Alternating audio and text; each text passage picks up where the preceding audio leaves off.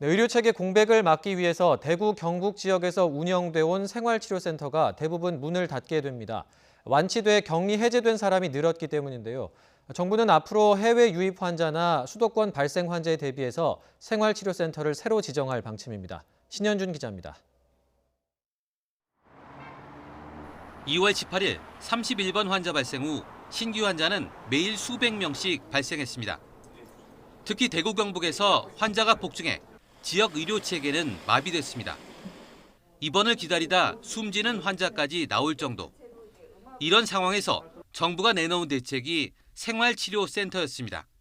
그동안 자가에서 불안해하며 대기 중이던 환자들을 신속히 이송하여 안정적인 환경에서 치료받을 수 있도록 하고, 생활치료센터는 확진 환자 중 경증 환자만 받아 상태를 지켜보다 격리 해제하거나 입원시키는 곳인데 개인 치료는 물론 접촉자까지 차단하는 큰 역할을 했습니다.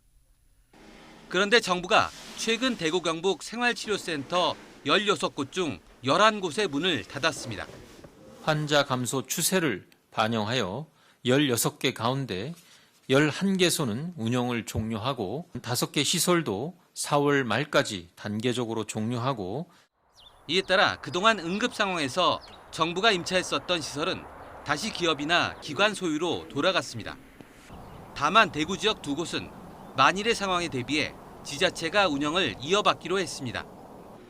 정부는 앞으로 상황을 지켜보면서 다시 생활치료센터 지정에 나선다는 계획인데, 현재 해외 입국 환자나 수도권 발생이 많아 이에 대한 대비 목적으로 지정한다는 방침입니다.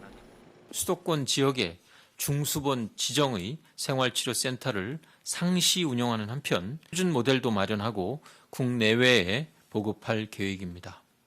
정부 지정 생활치료센터를 통해 지금까지 2,948명이 입소해 완치됐고 155명은 병원으로 이송됐습니다.